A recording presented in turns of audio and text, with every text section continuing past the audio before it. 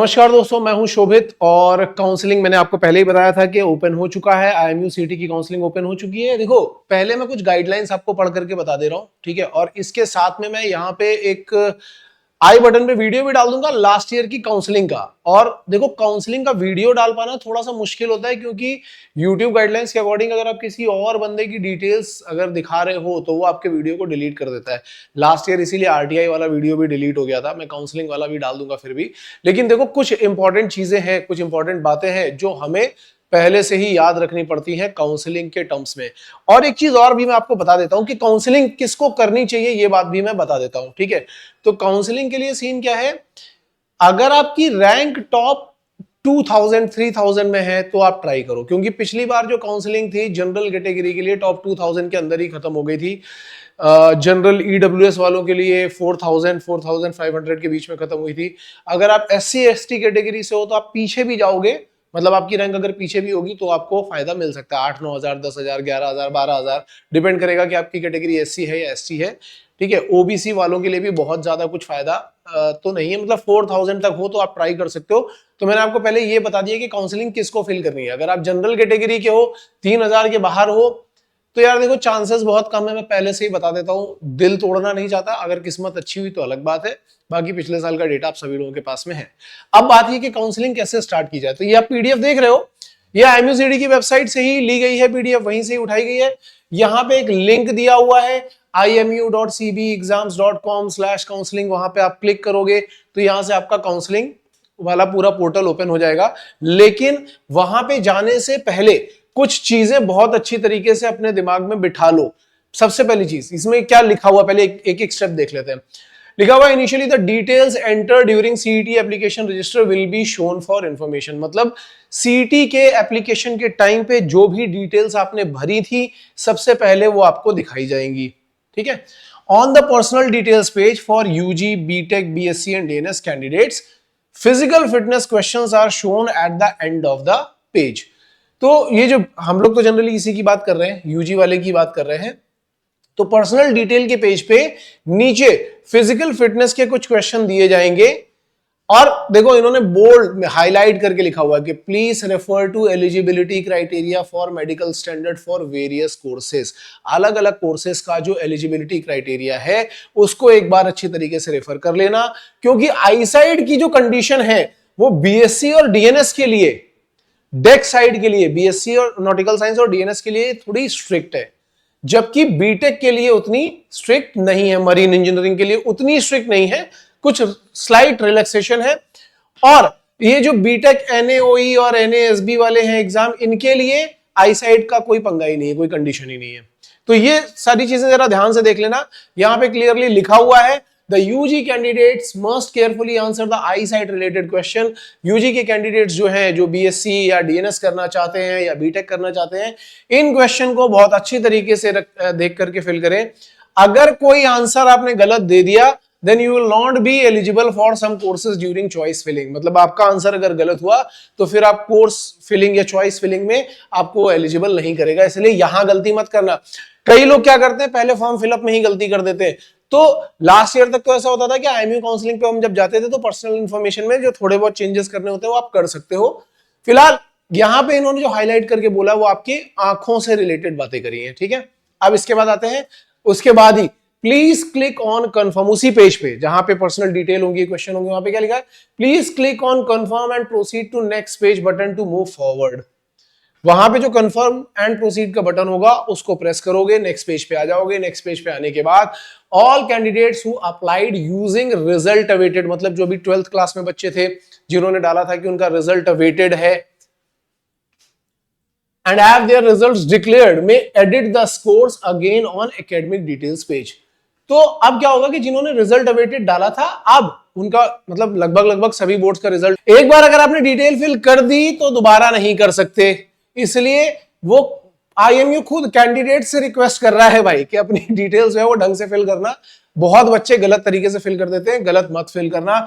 After completing the qualification detail click on confirm and submit the button. तो confirm and submit का button press करने से पहले अपनी डिटेल कई बार क्रॉस चेक कर लेना। जब सही डिटेल होगी उसके बाद ही कंफर्म एंड सबमिट करना। अगर कंफर्म एंड सबमिट कर दिया फिर चेंज नहीं कर पाओगे। अब यहां से आप पहुंचोगे नए वाले पेज पे। नए वाले पेज में क्या है, after the qualification details page upload document page will be shown. मतलब अब नेक्स्ट पेज जो होगा वहां पे आपको अपने डॉक्यूमेंट्स अपलोड करने हैं। डॉक्यूमेंट्स में क्या क्या अपलोड करना होगा, 10th की मार्कशीट होगी या सर्टिफिकेट होगा, 12th की मार्कशीट, सर्टिफिकेट, आपका कोई कैटेगरी का सर्टिफिकेट है, आधार, जो भी वो मांगेंगे, जो भी चीजें वो मांगेंगे वो सब कुछ। On the page upload document you can view the documents uploaded by you. जो भी डॉक्यूमेंट आप अपलोड करोगे उनको आप देख भी सकते हो, ठीक है। If you find that the uploaded documents are incorrect, अगर आपको लग रहा है कि कोई गलत डॉक्यूमेंट आपने डाल दिया है, तो आपका जो लेटेस्ट करेक्ट डॉक्यूमेंट है, जैसे कि कई बार बच्चे बोलते हैं ना कि सर हमने वो कैटेगरी की जो थी वो हमारी एक्सपायर हो गई थी, या अभी हमारे पास डॉक्यूमेंट नहीं है, या कुछ भी गलत हो गया है, आप वहां पे क्या कर सकते हो, पहले एक बार देख लो और जो करेक्ट, जो लेटेस्ट करेक्ट डॉक्यूमेंट है उसको ही डालना वहां पे अपलोड करना। It is the responsibility of the candidate to upload the correct documents and any please in this regard shall not be consider in future. अगर आपने अभी इस जगह पर सही डॉक्यूमेंट्स अपलोड नहीं किए और गड़बड़ कर दी तो फ्यूचर में कुछ भी कंसिडर नहीं किया जाएगा। मतलब ये समझ लो अभी आपका आखिरी स्टेप है, जो भी करना है वो यही करना है, इसके अलावा कहीं नहीं करना है। तो ये आपका आखिरी स्टेप है। यहां पे जो भी डॉक्यूमेंट अपलोड होंगे सारे के सारे करेक्ट डॉक्यूमेंट होने चाहिए। 2 बार 3 बार 4 बार क्रॉस चेक करके डालो, लेकिन देख समझ करके ही डालना, कोई भी गड़बड़ मत करना। ऐसा भी जरूरी नहीं कि हमें आज के आज ही काउंसलिंग फिल करनी है। आराम से, अगर आज नहीं है तो अपने डॉक्यूमेंट कलेक्ट कर लो जल्दी से जल्दी और उसके बाद आराम से फिलअप करो, ठीक है। उसके बाद क्या बोल रहे हैं, click on submit to proceed. Document वाला सबमिट कर दिया, प्रोसीड कर गए। After the document upload page choice filling page will be shown.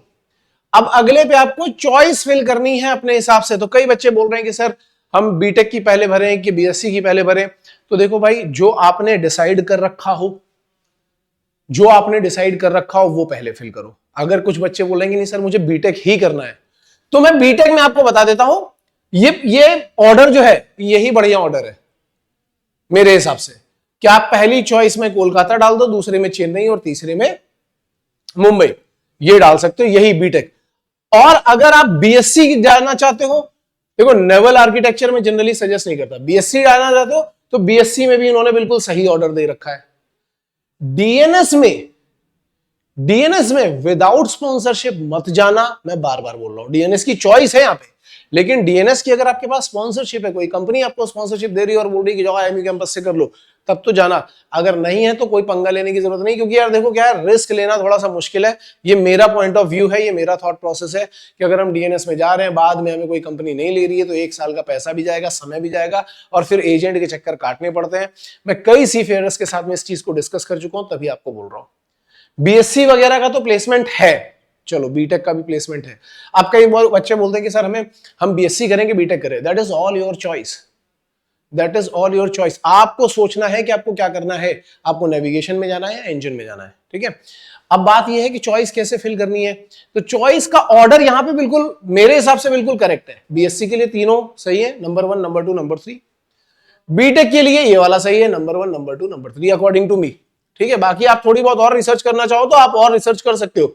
1-2 point मैं आपको और भी बताऊंगा। देखो इसमें क्या क्या लिखा हुआ है, हाईलाइटेड टेक्स्ट पहले पढ़ लेते हैं। It is suggested that candidate should select as many choices as possible of their preferences। जो आपकी प्रेफरेंसेस हैं उसके हिसाब से आप जितनी ज्यादा चॉइस फिल कर सकते हो उतनी करो, क्योंकि अगर आपने चॉइस फिल नहीं करी तो वो कॉलेज आपको नहीं मिलने वाला, दैट इज फॉर श्योर, ठीक है। ये तो बिल्कुल पक्की बात है। तो कई लोग मुझे पूछते हैं तो मैं बोल देता हूं कि अगर आप बीएससी या बीटेक दोनों ही करना चाहते हो, आप फ्लेक्सिबल हो, तो अपने हिसाब से मान लो आपकी प्रायोरिटी है कि नहीं मुझे बीएससी करना है, अगर नहीं मिला तो बीटेक करना है, तो पहले बीएससी की चॉइस फिल कर दो और फिर बीटेक की करो। या कोई बोल रहा है कि नहीं सर मेरा इंटरेस्ट तो इंजन में है, तो मैं बोलूंगा कि पहले बीटेक की कर दो फिर बीएससी की कर दो। मैंने यहाँ पे पूरा मेथड बता भी दिया, आप कुछ चीजें और पढ़ सकते हैं, so that they have better chances of getting seat allotted. ये तो हमें समझ में आ गया। However please note that one should not give the choice of campus course which you do not wish to join. ऐसा मत करना कि कोई चीज आपको ज्वाइन नहीं करनी है लेकिन फिर भी आपने वहां पे पुट कर रखा है, वहां पे डाल रखा है कि ये मेरी चॉइस है। जो आपकी चॉइस नहीं है वो वहां पे नहीं होनी चाहिए, क्योंकि अगर वो आपको अलॉट हो गई और फिर आप बोलोगे कि नहीं मैं तो नहीं लूंगा, ये नहीं चलने वाला वहां पे, ठीक है ना। The candidate will be allotted amongst only those seats which they have opted in their choices. बहुत बहुत इंपॉर्टेंट है, जो चॉइस आप डालोगे उसी के अकॉर्डिंग आपको मिलेगा. Any course campus not mentioned in the choice will not be allotted. ये तो मैंने खैर आपको बता ही दिया.